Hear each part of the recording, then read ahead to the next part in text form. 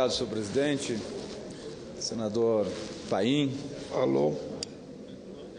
Estarei, inclusive, no seu estado, no próximo final de semana, na Expo Inter, que acontece no Rio Grande do Sul, uma das maiores feiras agropecuárias do Brasil.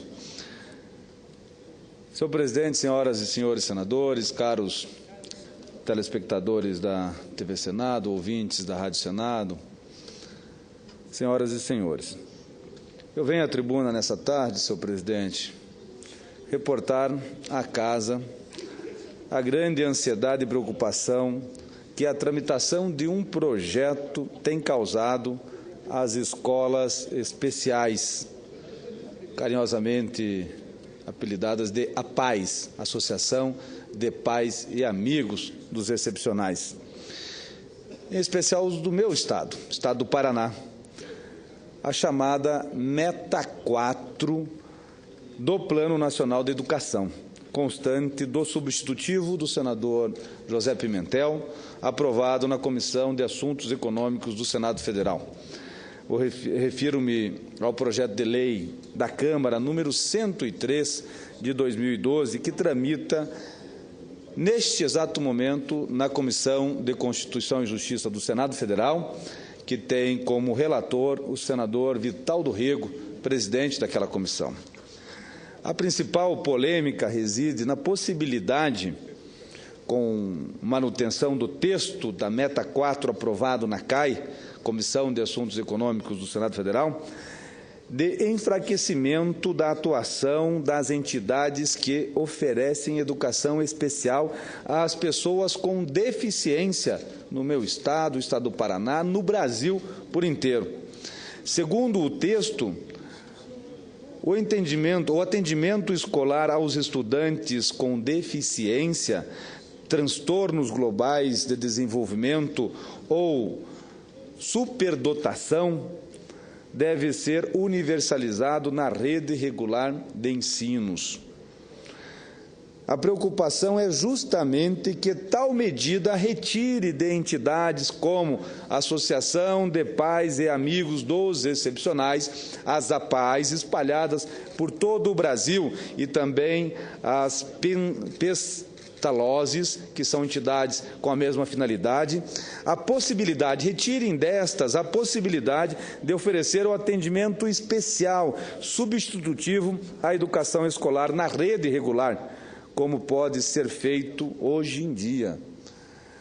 O texto aprovado na Câmara dos Deputados e enviado ao Senado sobre a Meta 4 do PNE, Plano Nacional de Educação, era o seguinte: Meta 4, universalizar para a população de 4 a 17 anos o atendimento escolar aos alunos com deficiência, transtornos globais do desenvolvimento e altas habilidades ou superdotação, preferencialmente na rede regular de ensino.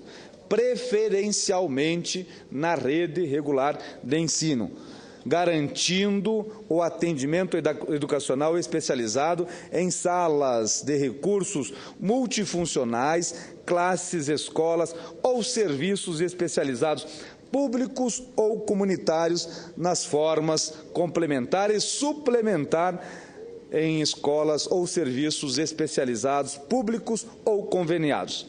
Era assim o texto aprovado na Câmara dos Deputados. O substitutivo, aprovado na Comissão de Assuntos Econômicos do Senado Federal, suprimiu a expressão preferencialmente. Em audiência pública realizada, senador Paim, na Comissão de Direitos Humanos, na semana passada, sobre a batuta condução de Vossa Excelência, as APAES defenderam a manutenção da expressão preferencialmente, alegando que tal expressão está de acordo com a Convenção da ONU para a pessoa com deficiência, o que significa dar o direito às pessoas com deficiência a escolher onde querem entrar e, por conseguinte, onde quiserem se matricular. A expressão preferencialmente se coaduna com esta premissa, a premissa estatuída pela Organização das Nações Unidas. Ainda na audiência pública, ocorrida na semana passada aqui no Senado Federal, os representantes das APAES demonstraram o interesse de que a população seja ouvida sobre essa possibilidade de enfraquecimento das escolas especiais e possa ter o direito de optar entre a educação a ser ofertada pela rede pública e o atendimento especializado já institucionalizado antes da aprovação do PNE. Defendem que a escola especial pode oferecer tanto a educação escolar quanto o atendimento educacional especializado complementar. Aparentemente, senhor presidente, senhoras e senhores senadores, na redação do substitutivo aprovado na Comissão de Assuntos Econômicos do Senado Federal, fica restrita a atuação das escolas especiais apenas ao atendimento complementar especializado. E nós estamos também, e hoje ela dá também a educação escolar no atendimento educacional.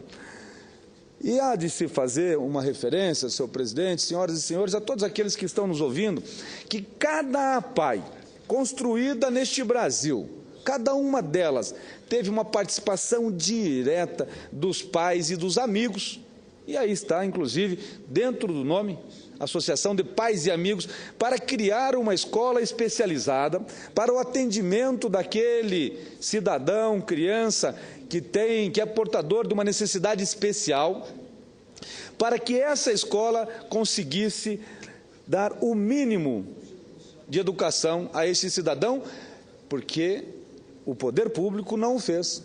Não tinha espaço, como até hoje não tem. Lógico que, com o tempo, o poder público ele foi subsidiando, fomentando essas entidades. Tanto o governo federal quanto os governos estaduais, eles aportam recursos, e as prefeituras também, diretamente nessas entidades, para que elas se mantenham. É importante ressaltar isso. As APAES não surgiram por acaso, surgiram por uma necessidade da própria sociedade e por um carinho que os amigos e os pais desses alunos, desses cidadãos brasileiros portadores de algum tipo de especialidade, tivessem o direito de aprender, de ter um aprendizado. E uma APAE não se resume no ensino pedagógico. Tem a conjunção também de se dar um atendimento de saúde, com profissionais da saúde extremamente capacitados e voltados. E os pedagogos, os professores que ali ministram as aulas, também têm uma capacitação toda especializada para esta finalidade. Senhor presidente, a diretora de Políticas de Educação Especial do Ministério da Educação esteve nessa audiência pública aqui no Senado na semana passada, a senhora Martinha Clarete. Ela ressaltou na CDH que o foco do MEC é o fortalecimento do direito à educação e das escolas regulares no Brasil. Segundo ela, as escolas especiais não vão desaparecer, mas caminhar juntamente com o ensino regular sem substituí-lo. Como disse no início desse pronunciamento, o assunto tem gerado grande polêmica em meu Estado e seguramente em todas as demais unidades da Federação Brasileira. Aliás, recebi ofício da Confederação Nacional dos Municípios defendendo a manutenção da expressão preferencialmente como essencial às contas municipais e, sobretudo, ao melhor atendimento às pessoas com deficiência. Além da Confederação Nacional dos Municípios, inúmeras câmaras de vereadores e prefeituras paranaenses já me enviaram manifestações em defesa das APAES. Inclusive, esteve aqui no Senado Federal vários presidentes de associação de pais e amigos dos excepcionais, das APAES, na semana passada, e me entregaram um abaixo-assinado só de uma região no Paraná, de uma micro-região, que é a região do Vale do Ivaí, a região de Ivaiporã, Jardim Alegre, me entregaram com 20 mil assinaturas, um abaixo-assinado pedindo a manutenção do ensino nas APAES como ele é hoje.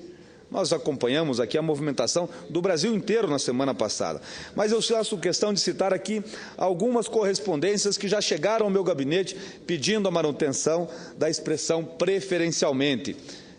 Municípios de Enéas Marques, Corbélia, Nova Aurora, Cianorte, Cascavel, Quedas do Iguaçu, São João do Ivaí, Londrina, Cândido de Abreu, Jardim Alegre e também, senhor presidente, o ex-governador do Paraná, Orlando Pessutti, por vezes me ligou dizendo que dezenas de pessoas já o procuraram, manifestando essa preocupação e pedindo que falasse comigo para que nós tivéssemos... Me permitiu, o vice-governador do Paraná, senador Flávio Arnes, fez o mesmo apelo.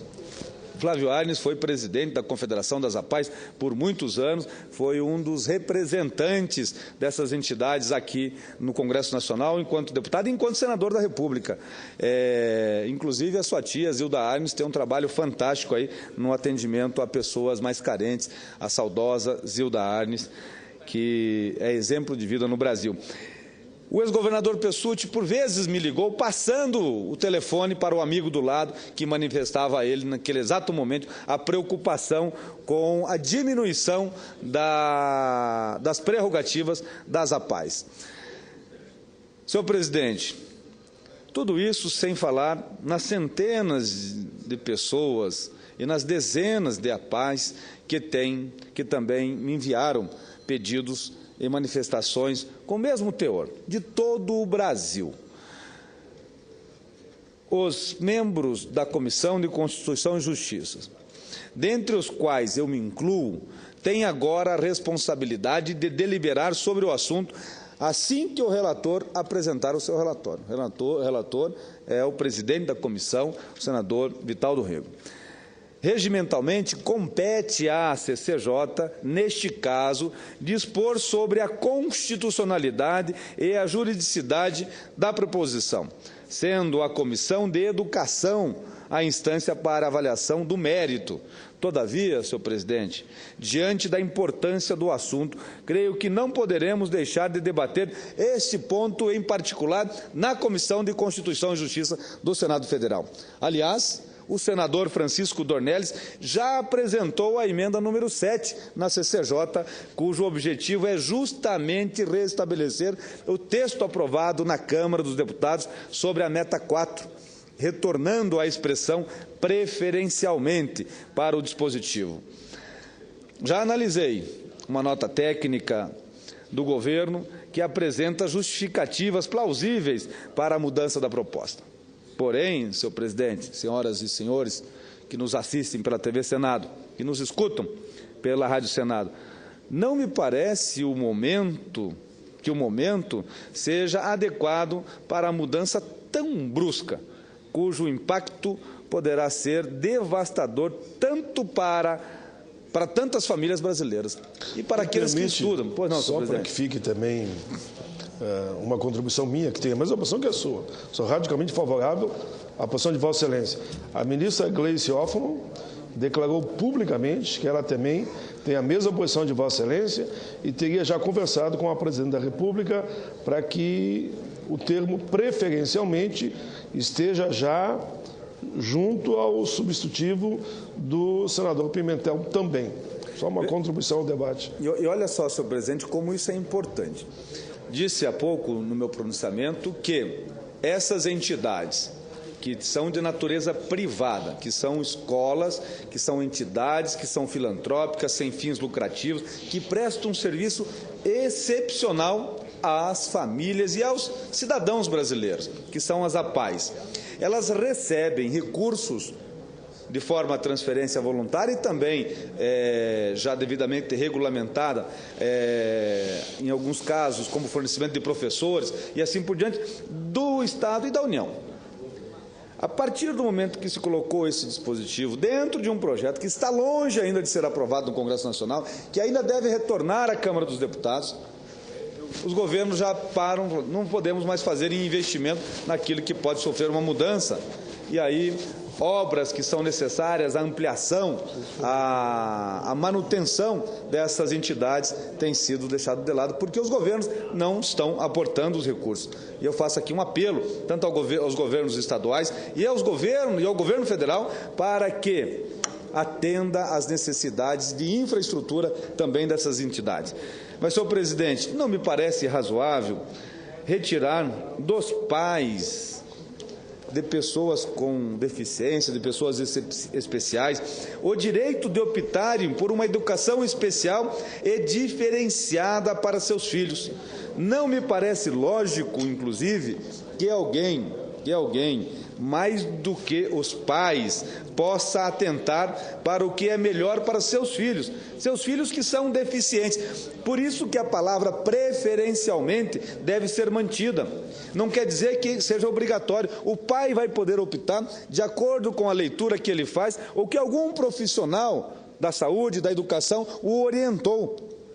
Então, senhor presidente, eu deixo muito claro a minha posição de que é importante a manutenção desta palavra no texto da meta 4, porque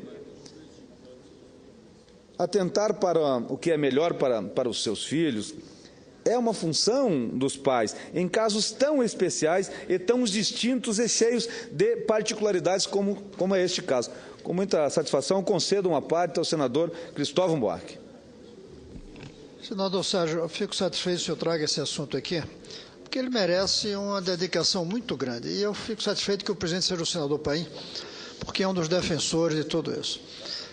Eu temo que nós estamos deixando as crianças, que deveriam ser nossa preocupação central, entre um debate entre técnicos e pais. E nenhum dos dois, a meu ver, está sendo capaz de escolher com cuidado qual é o conjunto de ações que melhor servem a essas crianças. Eu sempre fui defensor da integração das crianças portadoras de deficiência entre as outras crianças, mas não dá para levar isso como um dogma que obrigue, que leve qualquer tipo de deficiência junto com as demais crianças. Primeiro porque algumas dessas síndromes, dessas dificuldades, exigem um cuidado tão especial que colocar junto não vai permitir. E olha que eu sou defensor, não só porque isso é bom para socializar as crianças que têm deficiências, como também é bom para dar consciência às crianças que não são portadores dessas deficiências. É bom, mas tem que analisar como o que é melhor para cada criança, cada uma. Não dá para ter medidas genéricas para todas as crianças, até mesmo dentro da mesma síndrome, tem especificidades diferentes. Nós estamos querendo fazer um plano e não um cuidado. Nós estamos querendo criar um padrão. Não há como ter um padrão. É um cuidado personalizado. Isso faz com que a integração exija duas coisas. Primeiro, saber se é possível ou não ter um cuidado especial conforme aquela característica da criança. E segundo, tem que ter um programa paralelo para elas. Deixá-las ali dentro da escola, integradas, na formação que a nossa escola dá, não basta. Por exemplo, nossas escolas não preparam ninguém para o mercado de trabalho. Imagine os portadores de deficiência, que precisam ter um cuidado, porque uma boa parte delas, crianças, podem entrar no mercado de trabalho se nós tomarmos cuidado. Eu visitei escola num país pequeno como a Jordânia, que formava jovens, adolescentes, portadores da síndrome de Down para o trabalho. Eu vi as crianças se especializando em cozinha, em jardinagem, em telefonia. Perfeito. Há maneira de, inclusive, recuperar crianças que têm certos graus de autismo. Agora, isso tem que ser pessoalizado. Tem que ser pessoalizado. Na hora de pessoalizar, tem que ouvir os pais. Não há dúvida. E tem que ouvir entidades como a PAI também, pela experiência que tem, pelo cuidado personalizado que a escola não consegue dar igual. Então, eu tenho a impressão que nós precisamos, senador Paim, analisar com mais cuidado isso. Nem cair na visão dos professores e dos especialistas em educação que defenderam um padrão como se ele servisse para todo mundo e virou um dogma para eles, um dogma de tese de mestrado, por exemplo, e nem também simplesmente aceitar a ideia das APAES, dos pais, que têm suas maneiras específicas, que nem sempre são necessariamente as melhores. O Senado pode, sim, a meu ver, ter um papel fundamental para analisar o que é melhor, ouvindo todos os lados, todas as possibilidades. Nenhum desses pode ficar de fora. A PAI é fundamental. A escola é fundamental. Integrar é fundamental, é uma grande conquista do processo pedagógico de incorporação dessas crianças no mundo dito normal. Mas é preciso pessoalizar. Não há padrão que sirva a todas as crianças, nem mesmo do mesmo tipo de deficiência, da mesma síndrome. Temos que descobrir uma maneira de pessoalizar. Obrigado. E ver qual é o papel de cada um. Essa pode ser a função de pessoas como o senhor, como o Paim. Eu me proponho a isso, me predisponho. E outros mais. Há muitas experiências no exterior, em outros países. Há muitas experiências boas no Brasil. Vamos tentar olhar essas experiências sem cair em nenhum dogma. Essas crianças não merecem ser cobaias de dogmas. Elas têm que ser o propósito, a razão de ser do trabalho da gente e daqueles que escolhem cuidar delas. Obrigado, senador Cristóvão Buarque. Ouvir Vossa Excelência fazer uma análise engrandece muito o meu pronunciamento, porque todos nós, senadores e cidadãos brasileiros, conhecemos da competência e da seriedade com que Vossa Excelência trata a educação nesse país. Senhor presidente, não tenho convicção de que o Estado brasileiro esteja apto a prover. Inclusive,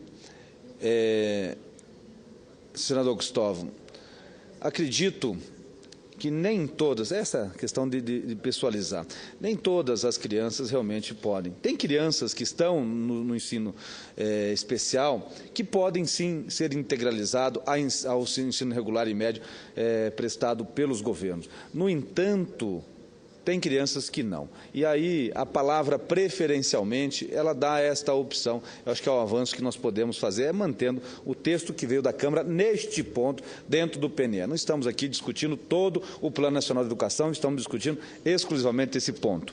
Mas, senhor presidente, em alguns casos, com a especialidade necessária, os cuidados para o atendimento educacional de todas as crianças com deficiência do país devem ser analisados caso a caso.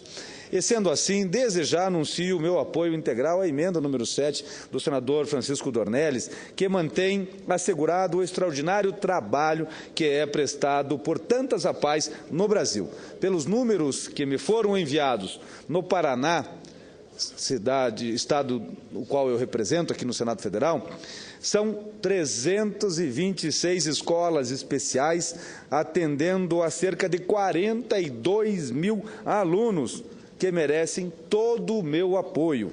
Espero que o quanto antes possamos deliberar de forma conclusiva sobre o PLC 103 de 2012, que oferece à sociedade brasileira um plano nacional de educação que atenta efetivamente a todos os nossos estudantes, entre os quais estão as pessoas com deficiências, transtornos globais do desenvolvimento e altas habilidades, ou seja, os superdotados. Era o que tinha a dizer, senhor presidente, agradecendo mais uma vez pela atenção de Vossa Excelência, neste caso, e pela parte do senador Cristóvão Buarque. Uma boa noite.